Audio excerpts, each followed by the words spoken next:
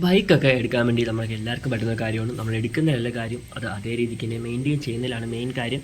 അപ്പോൾ നമ്മൾ നോക്കാൻ പോകുന്നത് വണ്ടിയിൽ എന്തൊക്കെ മെയിൻ്റെനൻസ് നമ്മൾ ചെയ്യണം അങ്ങനെയുള്ള കാര്യങ്ങളൊക്കെയാണ്. അപ്പോൾ ഇതിന് പ്രത്യേകിച്ച് ഞാൻ കുറച്ച് കിലോമീറ്റർ കണക്കൊന്നും പറയുന്നില്ല, കാരണം ഓരോ വണ്ടിക്കും അത് വ്യത്യാസം വരും. ഇപ്പോൾ എൻ്റെ വണ്ടിയുടെ കാര്യം ആ വണ്ടിയുടെ കാര്യം എടുക്കുകയാണെങ്കിൽ തന്നെ അതിൻ്റെ സർവീസൊക്കെ വരുന്നത് 5000 കിലോമീറ്ററിലാണ്. അപ്പോൾ ആണ് ഓയിൽ ചേഞ്ച് കാര്യങ്ങൾ ചെയ്യേണ്ടത്. അത് തന്നെ കയറ്റാൻ വേണ്ടി വണ്ടികളാണെങ്കിൽ 7000 കിലോമീറ്റർ ആവും.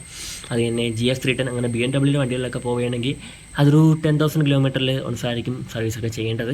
അപ്പോൾ ഞാൻ സർവീസിൻ്റെ കറക്റ്റ് കിലോമീറ്റർ ഒന്നും പറയുന്നില്ല, അല്ലാതെ വണ്ടിയിൽ നമ്മൾ എന്തൊക്കെ ബേസിക് മെയിൻ്റെനൻസ് ചെയ്തിരിക്കണം. ബേസിക്കും ആൾമോസ്റ്റ് ഒരു എല്ലാ പാട്ടും ഞാൻ കവർ ചെയ്യാൻ തോന്നുന്നു. ഞാൻ എന്തായാലും ഇതൊരു ബുക്കൊക്കെ എടുത്തിട്ട് ആൾമോസ്റ്റ് എല്ലാം എഴുതി വെച്ചിട്ടുണ്ട്, എങ്കിലും കുറച്ചൊക്കെ മിസ്സാവാൻ ചാൻസ് ഉണ്ട്. അപ്പോൾ നമുക്ക് വണ്ടിയിലോട്ട് പോയിട്ട് എന്തൊക്കെ മെയിൻ്റെനൻസ് ചെയ്യണമെന്ന് അതിൽ തന്നെ അങ്ങ് തുടങ്ങാം. അപ്പോൾ ചിലർ പറയുന്ന എനിക്ക് വണ്ടി ഓട്ടിക്കാമെന്നുള്ളതിലല്ല കാര്യം, വണ്ടി കൈകാര്യം ചെയ്യുന്നതിലാണ്. അതേപോലെ വണ്ടി കൊണ്ടുനടക്കാമെന്നുള്ള കാര്യം വണ്ടി അതേ രീതിക്ക് മെയിൻറ്റെയിൻ ചെയ്യുന്നതാണ് മെയിൻ കാര്യം. അപ്പോൾ ആദ്യം തന്നെ നമ്മുടെ വണ്ടിയിൽ ബേസിക് ഏറ്റവും നമ്മുടെ വണ്ടിയുടെ ലൈഫ് ബ്ലഡായ എഞ്ചിൻ ഓയിലാണ്. നമ്മൾ എഞ്ചിൻ ഓയിൽ എന്തൊക്കെ പറ്റിയാലും കറക്റ്റ് ടൈമിൽ തന്നെ ചേഞ്ച് ചെയ്യാൻ വേണ്ടി ശ്രദ്ധിക്കണം. അതില്ലെങ്കിൽ നമ്മുടെ എഞ്ചിന് പണി കിട്ടും. നല്ല രീതിക്ക് നമുക്ക് പണി കിട്ടേണ്ട ചാൻസസ് വളരെ കൂടുതലാണ്. നമ്മൾ നല്ല രീതിക്ക് വണ്ടി കറക്റ്റ് സർവീസും കാര്യങ്ങളൊക്കെ ചെയ്ത് പോവുകയാണെങ്കിൽ പിന്നെ നമ്മൾ വണ്ടി നല്ല റിലയബിൾ ആയിരിക്കും. നമുക്ക് വിശ്വസിച്ച് എവിടെ വേണോ എടുത്തുകൊണ്ട് പോകാൻ പറ്റും. നമ്മൾ ഏതെങ്കിലും ചെറിയ പണിയൊക്കെ ചെയ്യാതെ വിട്ട് നടക്കുമ്പോഴത്തേക്കാണ് അതിരുന്നിരുന്ന് നമ്മളെ വലിയ പണികളെടുത്ത് എത്തിക്കുന്നത്. നല്ല രീതിക്ക് മെയിൻറ്റെയിൻ ചെയ്ത വണ്ടിയാണെങ്കിൽ പ്രത്യേകിച്ച് വലിയ പണിയൊന്നും കിട്ടാൻ ചാൻസസ് വളരെ കുറവാണ്. പിന്നെ ഒരുപാട് പഴയ വണ്ടിയാണെങ്കിൽ പാർട്സൊക്കെ ഡാമേജ് ചെയ്യും, അങ്ങനെയൊക്കെ കുറച്ച് പണി കിട്ടാം. അപ്പോൾ ആദ്യം തന്നെ നമ്മുടെ എഞ്ചിൻ സൈഡിലോട്ട് നോക്കുകയാണെങ്കിൽ നമ്മുടെ എഞ്ചിൻ ഓയിൽ അതാണ് ഏറ്റവും മെയിനായിട്ടുള്ള മെയിൻ്റെനൻസ്. പിന്നെ എഞ്ചിൻ ഓയിൽ മാത്രം നമ്മൾ ചേഞ്ച് ചെയ്താൽ പോരാ, അതിൻ്റെ കൂടെ മിക്കുള്ള വണ്ടിയിലും അതേപോലെ ഒരു എഞ്ചിൻ ഓയിലിൻ്റെ ഫിൽറ്റർ കാണും, അതുകൂടെ ചേഞ്ച് ചെയ്യണം.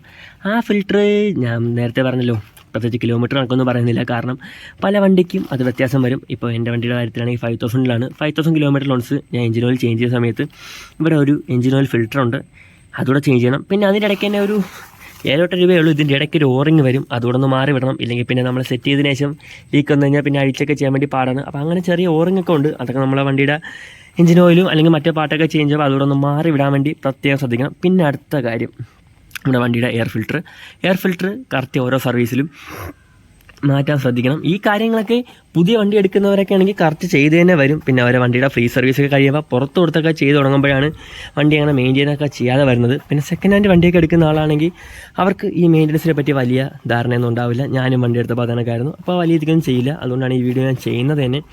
എയർ ഫിൽറ്റർ അത് ഓരോ സർവീസിലും മാറ്റണം. എയർ ഫിൽറ്റർ അതിൻ്റെ കൂടെ തന്നെ അവിടെ പെട്രോൾ ഫിൽറ്ററും കാര്യങ്ങളൊക്കെ ഉണ്ട്, അതുകൂടെ മാറ്റിയിട്ട് നമ്മുടെ സ്പാർക്ക് പ്ലഗ് അത് കറക്റ്റായിട്ട് മെയിൻറ്റെയിൻ ചെയ്ത് കഴിഞ്ഞാൽ നമ്മുടെ വണ്ടിക്ക് നല്ല രീതിക്കുള്ള പെർഫോമൻസും മൈലേജും എഫിഷ്യൻസി എല്ലാം കിട്ടും. സ്പാർക്ക് പ്ലഗ് കറക്റ്റ് ടൈം ആകുമ്പോഴത്തേക്ക് ഒന്ന് ചേഞ്ച് ചെയ്യുക, അല്ലെങ്കിൽ ഓരോ സർവീസിലും ഒന്ന് ക്ലീൻ ചെയ്തിടാൻ ശ്രദ്ധിക്കണം. പിന്നെ സ്പാർക്ക് പ്ലഗ് നമ്മൾ ക്ലീൻ ചെയ്തിട്ട് മാത്രം യൂസ് ചെയ്താൽ വേറൊരു പണിയും കൂടെ കിട്ടും.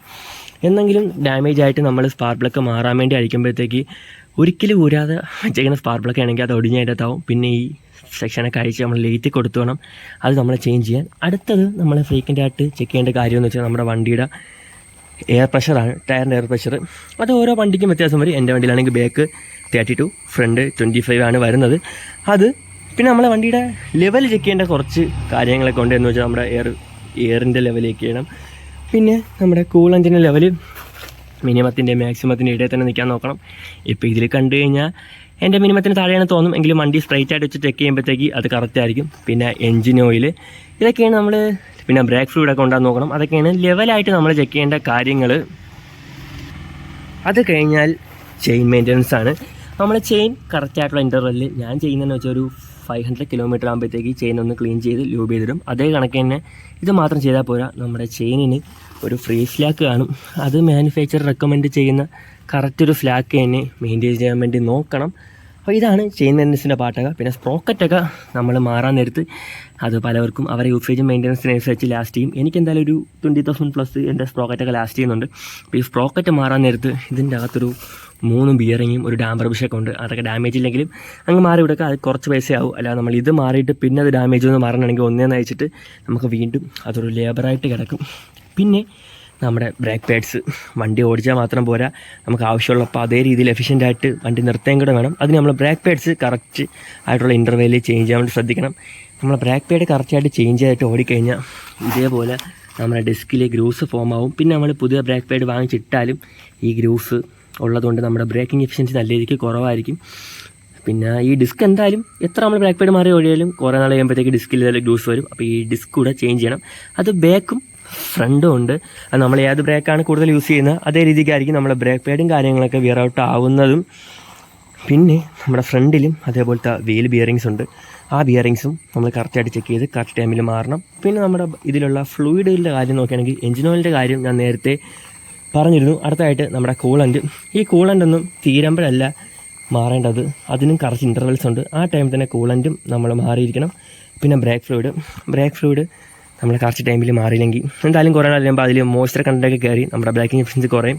പിന്നെ അതിനകത്ത് കറണ്ടൊക്കെ കയറി അതൊക്കെ കുറച്ച് പ്രശ്നമായിട്ട് തന്നെ മാറും. പിന്നെ മിക്കുള്ളവരും ചെയ്യുന്നൊരു കാര്യം എന്ന് വെച്ചാൽ ഈ ഫ്രണ്ടിലെ സ്റ്റംപ് ഓയിൽ, അത് ഈ ഓയിൽ ലീക്കാവുന്ന സമയത്തായിരിക്കും മാറുന്നത്. അങ്ങനെയല്ല, അതിനും കറക്റ്റ് ഒരു ഇൻ്റർവെല്ലുണ്ട്. അത് നിങ്ങൾ സർവീസ് മാനുവലിൽ നോക്കി കറക്റ്റ് ഇൻ്റർവെല്ലിൽ തന്നെ മാറുക. ആ ഓയിൽ മാറാൻ നേരത്ത് ഇതിൻ്റെ ഓയിലും ഓയിൽ സീലും എല്ലാം കൂടെ മാറിവിടുന്നതായിരിക്കും നല്ലത്. അല്ലാതെ നമ്മൾ ഓയിൽ മാറാൻ വിട്ട് കഴിഞ്ഞാൽ നമ്മുടെ ഓയിൽ ലീക്കായിട്ട് അത് നമ്മൾ ഓയിൽ ലീക്കായിട്ടും വെച്ച് ഓടിക്കഴിഞ്ഞുള്ള കാര്യമാണ്. ഈ സ്റ്റമ്പിലിരിക്കുന്ന ഓയിലിൽ ഡർട്ടൊക്കെ പറ്റി പിടിച്ചിരിക്കും. പിന്നെ ഈ മോണോ സെൻഷൻ വർക്കാവുന്ന സമയത്ത് നമ്മുടെ സ്റ്റമ്പിൽ സ്ക്രാച്ചസ് വീഴും. പിന്നെ നമ്മളെ സ്റ്റമ്പോടെ മാറേണ്ടി വരും. നമ്മൾ കറക്റ്റ് ടൈമിന് ഓയിൽ മാറില്ലെങ്കിൽ നമ്മളെ ഒരു റൈഡ് കംഫർട്ടിനേക്കാൾ നല്ല രീതിക്ക് ബാധിക്കും. പിന്നെ നമ്മുടെ ബാക്കിൽ റയർ മോണോ ഷോക്ക് അതൊന്നും അങ്ങനെ കംപ്ലൈൻ്റ് ഒന്നും വരാറില്ല. എങ്കിലും വന്നു കഴിഞ്ഞാൽ ഒരുപാട് നാൾ അങ്ങനെയിട്ട് ഓടാതിരിക്കാൻ വേണ്ടി നമ്മൾ പ്രത്യേകം ശ്രദ്ധിക്കണം. കാരണം അങ്ങനെയിട്ട് ഓടിക്കഴിഞ്ഞാൽ നമുക്ക് നടുവൊക്കെ നല്ല രീതിക്ക് വേദന, നടുവിനൊക്കെ പണിയിട്ടാൻ ചാൻസ് ഉണ്ട്. നമ്മുടെ ഈ ബ്രേക്ക് ഫ്ലൂയിഡിൻ്റെ കാര്യം പറഞ്ഞപ്പോൾ അത് ഫ്രണ്ടിലും ഉണ്ട് ബാക്കിലും ഉണ്ട് ബ്രേക്ക് ഫ്ലൂയിഡ്. അത് രണ്ടും കറക്റ്റ് ടൈമിൽ എന്തായാലും മാറണം. അപ്പോൾ ഇതാണ് ഇതിൽ മാറേണ്ട ഫ്ലൂയിഡും കാര്യങ്ങളൊക്കെ. പിന്നെ പെട്രോൾ ഫിൽറ്ററിൻ്റെ കാര്യം നേരത്തെ പറഞ്ഞല്ലോ. പിന്നെ സർവീസിൻ്റെ സമയത്തൊക്കെ എൻ്റെ അത് കാർബറേറ്റർ പവേഡ് വണ്ടിയാണ്. അതുകൊണ്ട് തന്നെ ഈ കാർബറേറ്റർ അഴിച്ചൊന്ന് ക്ലീൻ ചെയ്തിട്ട് കഴിഞ്ഞാൽ വണ്ടി നമുക്ക് പക്ക സ്മൂത്തായിട്ട് ഓടിച്ച് കൊണ്ടെടുക്കാൻ പറ്റും. പിന്നെ നമ്മുടെ വണ്ടിയുടെ കേബിൾസ്, ഈ ഒരു ആക്സിലേറ്റർ ക്ലച്ച് കേബിളും ആക്സിലേറ്റർ കേബിളും അതൊക്കെ കുറച്ച് കഴിയുമ്പോഴത്തേക്ക് എന്തായാലും കുറച്ച് ഹാർഡാവും. അപ്പോൾ തന്നെ മാറണം. കാരണം ഒരുപാട് അങ്ങനെ ഹാർഡായിട്ട് ഓടിച്ച് കഴിഞ്ഞാൽ നമ്മൾ അത് ബ്രേക്ക് ആവുന്ന ആവാറായിരിക്കുന്ന സമയത്തായിരിക്കും ആൾമോസ്റ്റ് ഹാർഡാവുന്നത്. അപ്പോൾ എവിടെയെങ്കിലും കൊണ്ടുവന്നിട്ട് പണിയിട്ടും. അപ്പോൾ അതുകൂടെ ഒന്ന് കറക്റ്റ് ടൈമിന് മാറി വിടണം. അല്ല നമ്മൾ വണ്ടി ഓടിച്ചുകൊണ്ടിരിക്കുന്ന സമയത്തായിരിക്കും പൊട്ടിയാലും ചിലപ്പോൾ ആക്സിഡൻ്റൊക്കെ വരാൻ വേണ്ടി ചാൻസ് നല്ല രീതിക്കുണ്ട്. നമ്മുടെ ബൈക്ക് കറക്റ്റായിട്ട് സ്റ്റേബിളായിട്ട് ഓടിച്ചുകൊണ്ട് പോകാൻ നമ്മളെ ഹെൽപ്പ് ചെയ്യുന്ന ഒരു പാർട്ടാണ് നമ്മുടെ കോൺസെപ്റ്റ് ബിയറിങ്. അപ്പോൾ ആ ഒരു കോൺസെപ്റ്റ് ബിയറിങ് ഡാമേജ് ആയിട്ട് നമ്മൾ ഓടിക്കാൻ വേണ്ടി നമുക്ക് കുറച്ച് ബുദ്ധിമുട്ടായിരിക്കും. സ്ഥിരം ഓടിച്ച് കഴിഞ്ഞാൽ കോൺസെപ്റ്റ് എത്ര പോയി കഴിഞ്ഞാലും നമുക്ക് അറിയാൻ പറ്റില്ല. പിന്നെ വേറെ ആരെങ്കിലും നമ്മളെ വണ്ടി ഓടിക്കുന്ന സമയത്തായിരിക്കും അത് അറിയുന്നത്. പക്ഷെ അങ്ങനെയായിട്ട് ഓടിക്കഴിഞ്ഞാൽ നമ്മുടെ ഈ ഫ്രണ്ടിൽ നല്ല രീതിക്ക് അടി വരും. പിന്നെ ഇവിടെ ഒരു ഈ കോൺസെപ്റ്റൊക്കെ ഇടുന്നൊരു പാർട്ടുണ്ട്, അതൊക്കെ ഓവലായി കഴിഞ്ഞാൽ പിന്നെ ചേസോടെ മാറണം. ഇപ്പോൾ അതിനല്ലാതെ എന്തോ ആൾട്ടർനേറ്റീവൊക്കെ ഉണ്ട്, ചെറിയൊരു ബിയറിങ്ങൊക്കെ അത് ബോറാണ്ട് ചെയ്തൊക്കെ വെക്കുന്ന രീതിയിൽ. അത് കറക്റ്റ് എനിക്ക് എന്താണെന്ന് അറിയില്ല, അതുകൊണ്ട് അതിലോട്ടും ഞാൻ എന്തായാലും കടക്കുന്നില്ല. നമ്മുടെ വീൽ ബിയറിങ്സ് മാത്രമല്ല, നമ്മുടെ സിങ്ങാമിൻ്റെ അവിടെയും ഒരു ബിയറിംഗ് ഉണ്ട്. അപ്പോൾ ആ ഒരു ബിയറിംഗ് ഡാമേജ് ആയിട്ട് ഓടിക്കഴിഞ്ഞാൽ നമ്മുടെ ടയറും കാര്യങ്ങളൊക്കെ വെട്ടിത്തേനും അലൈൻമെൻറ്റിലൊക്കെ വ്യത്യാസം വരും. അപ്പോൾ അതുകൂടെ ഒന്ന് കറക്റ്റ് നോക്കണം. പിന്നെ നമ്മൾ എന്തെങ്കിലും കാര്യത്തിനൊക്കെ ഈ മാഗ്നറ്റിക് കേസിങ്ങിൻ്റെ കവറോ അപ്പർ സൈഡിലെ കവറോ എല്ലാം അഴിച്ചു കഴിഞ്ഞാൽ അത് അതിൻ്റെ ഇടയിൽ പാക്കിംഗ് ഉണ്ട്. അതിനൊക്കെ വലിയ പൈസ ഒന്നും ആവില്ല. അത് കറക്റ്റ് പാക്കിങ് തന്നെ വാങ്ങിച്ച് മാറിയിട്ട് മാറണമല്ല. ചുമ്മാ എഞ്ചിൻ വേസ്റ്റൊക്കെ വാങ്ങിച്ച് വെച്ചിട്ട് ഒട്ടിക്കരുത്. അതൊക്കെ ചെറിയ ലാഭത്തിന് നോക്കിക്കഴിഞ്ഞാൽ പണി കിട്ടേണ്ട ചാൻസസ് നല്ല രീതിക്കുണ്ട്. പിന്നെ വണ്ടി ഒരുപാട് നാളൊക്കെ ഓടിക്കഴിഞ്ഞ് ഒരു 50,000 കിലോമീറ്റർ ആകുമ്പോഴത്തേക്ക് എല്ലാ മിക്കുള്ള വണ്ടിക്കും മേജർ സർവീസ് വരും. ആ സർവീസ് വരുന്ന സമയത്ത് എഞ്ചിനൊക്കെ അയച്ച് ഒന്ന് റീസെറ്റ് ചെയ്ത് ഡീകാർബണൊക്കെ ചെയ്തിരുന്നത് എന്തുകൊണ്ട് നന്നായിരിക്കും. പിന്നെ ഒരുപാട് നാൾ ഓടുമ്പോഴത്തേക്ക് നമ്മുടെ വണ്ടിയിലെ കാർബറേറ്റർ പവേർഡ് വണ്ടിയുടെ കാര്യമാണ് ഞാൻ ഇപ്പോൾ ഇനി പറയാൻ പോകുന്നത്. നമ്മുടെ ഈ കാർബണിൻ്റെ അകത്തൊരു വേക്കം പിസ്റ്റൺ കാണും. അപ്പോൾ അതിൽ നല്ല രീതിക്ക് സ്ക്രാച്ചസ് ഒക്കെ വന്നാലും നമ്മുടെ പെർഫോമൻസിനെ ബാധിക്കും. അപ്പോൾ അതുകൂടെ ഒന്ന് നിങ്ങൾ ചേഞ്ച് ചെയ്യേണ്ടി വരും എന്തായാലും. പിന്നെ നമ്മൾ കറക്റ്റ് ടൈമിൽ സ്പ്രോക്കറ്റും ചെയിൻ സ്റ്റാക്കൊക്കെ അഡ്ജസ്റ്റ് ചെയ്ത് കറക്റ്റ് മെയിൻറ്റെയിൻ ഒക്കെ ചെയ്തിട്ട് ഓടില്ലെങ്കിൽ വേറൊരു പണി കൂടെ കിട്ടും. നമ്മുടെ ഈ ഫ്രണ്ട് സ്പ്രോക്കറ്റ് ഇപ്പോൾ ഈ കവറിങ്ങിൻ്റെ അറിയത്തില്ല, ഈ ഫ്രണ്ടിലൊരു സ്പ്രോക്കറ്റ് ഉണ്ട്. അത് നമ്മളൊരു ഡ്രൈവ് ഷാഫ്റ്റിലാണ് കണക്ട് ചെയ്തിരിക്കുന്നത്. അപ്പോൾ എക്സ്ട്രാ ടെൻഷൻ അതിൽ വന്നു കഴിഞ്ഞാൽ ആ ഇതിൻ്റെ ഒരു ത്രെഡ് പോകും. അങ്ങനെയാണെങ്കിൽ നമ്മളെ വണ്ടിയുടെ ഷാഫ്റ്റ് മാത്രം കറങ്ങും, സ്പ്രോക്കറ്റ് പിന്നെ കറങ്ങില്ല. ആ ഒരു ഷാഫ്റ്റിന് വലിയ പ്രൈസൊന്നുമില്ല, ഒരു 1000 റുപ്പീസിനകത്ത് പ്രൈസ് ഉള്ളൂ. പക്ഷേ ആ ഷാഫ്റ്റ് മാറണമെങ്കിൽ നമ്മൾ എഞ്ചിന് മൊത്തം അയച്ചിട്ട് ഇറക്കി പണിയണം. അത് നല്ല രീതിക്ക് നമുക്ക് ലേബർ തന്നെ ആവുന്നൊരു പരിപാടിയാണ്. അപ്പോൾ അതുകൂടെ ഒന്ന് ശ്രദ്ധിച്ചേക്കണം. പിന്നെ വണ്ടിയുടെ വാൾവ് ക്ലിയറൻസ് കറക്റ്റ് സമയത്ത് അല്ലെങ്കിൽ സൗണ്ട് എഞ്ചിൽ എന്തെങ്കിലും വ്യത്യാസം വരുമ്പോഴത്തേക്ക് നമ്മളതുകൊണ്ട് ഒരു കാരണവശാലും ഓടരുത്. ആ എഞ്ചിൻ വ്യത്യാസം ഉണ്ടെങ്കിൽ കറക്റ്റ് ഒരു എക്സ്പീരിയൻസ് ആയിട്ടുള്ളൊരു മെക്കാനിക്കിനെ കാണിച്ചതിന് ശേഷം മാത്രം ഓടുക. എന്നുവെച്ചാൽ ടിക് ടിക് ടിക് ആ ഒരു ചെറിയ സൗണ്ട് അത് വണ്ടി ഓടിയൊന്ന് ഹീറ്റായിരിക്കുമ്പോൾ അത് വരുന്ന നോർമലാണ്. അല്ലാതെ ആ സൗണ്ട് ഉണ്ടെങ്കിൽ നമ്മുടെ വാൾവ് ക്ലിയറൻസ് അഡ്ജസ്റ്റ് ചെയ്യാറായെന്നാണ് അർത്ഥം. അപ്പോൾ അത് കറക്റ്റ് സമയത്ത് അഡ്ജസ്റ്റ് ചെയ്യണം. ഇല്ലെങ്കിൽ ടൈമിംഗ് തെറ്റി നമ്മുടെ പിസ്റ്റം വന്ന് ടോപ്പിലിടിച്ച് വാൾവൊക്കെ ഒടിഞ്ഞ് അത് വലിയ രീതിക്ക് പണിയാവും. അപ്പോൾ അതിലൊന്നും കിടക്കുന്നില്ല. അത് എനിക്ക് ഒരു പ്രാവശ്യം ചെറുതായിട്ട് കിട്ടിയിട്ടുണ്ട്. പക്ഷേ അത് ഫുൾ ആവുന്നതിന് മുമ്പ് ഞാൻ കടയിൽ കൊണ്ട് കാണിച്ച് അതിന് മുമ്പ് ശരിയാക്കി എടുത്തുകൊണ്ട് അത് വലിയ ചിലവൊന്നും ഇല്ലാതെ അതങ്ങ് പോയി കിട്ടി. പിന്നെ നമ്മുടെ ഈ കൂളൻ്റ് പെട്ടെന്ന് കുറയുന്ന ഏതെങ്കിലും സിറ്റുവേഷൻ ഉണ്ടായിക്കഴിഞ്ഞാൽ അതിനർത്ഥം നമ്മുടെ കൂളൻ്റ് എവിടെയെങ്കിലും ലീക്കുണ്ട്, അല്ലെങ്കിൽ നമ്മുടെ കൂളൻ്റ് എഞ്ചിൻ ഓയിലുമായിട്ട് മിക്സ് ആവുന്നുണ്ട് എന്നാണ് അതിനർത്ഥം. അത് കണ്ടുപിടിക്കാൻ എളുപ്പമാണ്. നമ്മുടെ കൂളൻ്റ് ഇത് മിക്സ് ആയി കഴിഞ്ഞാൽ നമ്മുടെ എഞ്ചിൻ ഓയിൽ ചെക്ക് ചെയ്യുന്ന ഗ്ലാസിൻ്റെ അകത്തൊരു മാതിരി വൈറ്റ് കളർ ഫോഗ് കണക്കിരിക്കും. പിന്നെ വണ്ടി ഓടിക്കഴിഞ്ഞാൽ നമ്മുടെ എഞ്ചിൻ മൊത്തം സീസ് ആവുന്ന ചാൻസ് അല്ല ആവും. അപ്പോൾ അതുകൂടെ നോക്കണം. അത് നമ്മുടെ ഇവിടെ വാട്ടർ പമ്പിൻ്റെ സീല് കാണാൻ ഉണ്ട്. അതൊന്ന് ചേഞ്ച് ചെയ്തത് എഞ്ചിനൊക്കെ ഒന്ന് ഫ്ലഷ് ചെയ്ത് വീണ്ടും ഓയിലും കൂളൻ്റ് മാറുന്നതോടെ ആ പ്രശ്നം നമുക്ക് അവിടെ തന്നെ അറസ്റ്റ് ചെയ്യാവുന്നതാണ്. അടുത്തതായിട്ട് വണ്ടിയുടെ ടയേഴ്സ്, അതൊക്കെ ഒരു ലോങ് ടേം ആയിട്ട് മാറേണ്ട കാര്യങ്ങളാണ്. ഇടയ്ക്കിടയ്ക്ക് മാറണമെങ്കിലും ഒരു കാര്യം പറഞ്ഞുതരാം.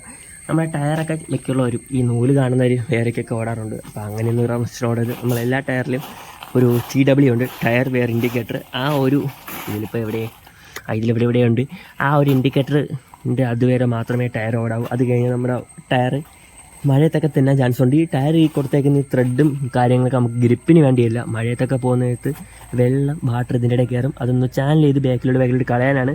അങ്ങനെ കളഞ്ഞില്ലെങ്കിലുള്ള കുഴപ്പമെന്ന് വെച്ചാൽ നമ്മുടെ വണ്ടിക്ക് അക്വാപ്ലാനിങ് എന്ന് പറഞ്ഞ ഒരു ഫിനോമിന ഉണ്ട്. അത് സംഭവിക്കും. നമ്മുടെ വണ്ടി വാട്ടറിൻ്റെ മുകളിലായിരിക്കും ട്രാവൽ ചെയ്യുന്നത്. അപ്പോൾ വണ്ടി സ്കിഡായി നമ്മൾ വീണ് വണ്ടിക്കും നമുക്കുമില്ല നല്ല രീതിക്ക് പരിക്ക് പറ്റും. പിന്നെ ഈ വണ്ടിയിൽ ചെറിയ ചെറിയ കേബിൾസും കാര്യങ്ങളൊക്കെ ഉണ്ട്. അതൊക്കെ ഒരുപാട് നാൾ യൂസ് ചെയ്യുമ്പോഴത്തേക്ക് ഒന്നില്ലെങ്കിൽ ഹാർഡാവും. അപ്പോൾ അതൊക്കെ ഒന്ന് ചേഞ്ച് ചെയ്ത് അത് വലിയ പൈസ ഒന്ന് ചേഞ്ച് ചെയ്ത് കൊടുക്കണം. പിന്നെ നമ്മൾ എന്തെങ്കിലും കാര്യത്തിന് ഈ കേബിൾസൊക്കെ അഴിച്ച് കഴിഞ്ഞാലും കറക്റ്റ് പൊസിഷനിൽ തന്നെ വെച്ച് ടൈ ചെയ്യാൻ വേണ്ടി ശ്രദ്ധിക്കണം. അല്ലെങ്കിൽ അത് വേറെ ഏതെങ്കിലും പാർട്ടിൽ കയറി ഉരഞ്ഞ് അതിന് ഡാമേജ് വരും. പിന്നെ ഈ ഫ്രണ്ടിലത്തെ ഈ ഓയിലിംഗ് കിറ്റിൽ ഇവിടെ നിന്ന് ഈ പോകുന്ന ഓയിലിംഗ് കിറ്റ് എപ്പോഴും ഹാൻഡിൽ തിരിക്കാൻ മടക്കുകയൊക്കെ ചെയ്യുന്നുണ്ട്. ഇവിടെയും കംപ്ലയിൻറ്റ് വരും. അപ്പോൾ അതൊക്കെ ഒരുപാട് കംപ്ലയിൻറ്റ് വന്നു കഴിഞ്ഞാൽ ബ്രേക്ക് ആവും വയർ, പിന്നെ ഷോർട്ടായി നമ്മുടെ ഓയിലിംഗ് കിറ്റൊക്കെ കത്തിപ്പോവും. അപ്പോൾ അതൊക്കെ ഒന്ന് ശ്രദ്ധിക്കണം. അപ്പോൾ അത്യാവശ്യം ഒരു ബൈക്കിൽ വരുന്ന മെയിൻ്റെനൻസും എന്തൊക്കെ മെയിൻ്റെനൻസ് ചെയ്യണമെന്നും എല്ലാ കാര്യങ്ങളും ഞാൻ ഈ വീഡിയോയിൽ കവർ ചെയ്തിട്ടുണ്ട്. എന്തൊക്കെ പറഞ്ഞാലും ഒരുപാട് കാര്യങ്ങളുണ്ട്. അവിടെ എവിടെയൊക്കെയായിട്ട് എന്തെങ്കിലുമൊക്കെ വിട്ടു. അപ്പോൾ ഞാൻ ഒന്ന് ആലോചിച്ചിട്ട് ആ വിട്ടുപോയ കാര്യങ്ങളൊക്കെ ആയിട്ടൊരു സെക്കൻഡ് പാർട്ടൊരു വീഡിയോ ഇറക്കുന്നതായിരിക്കും.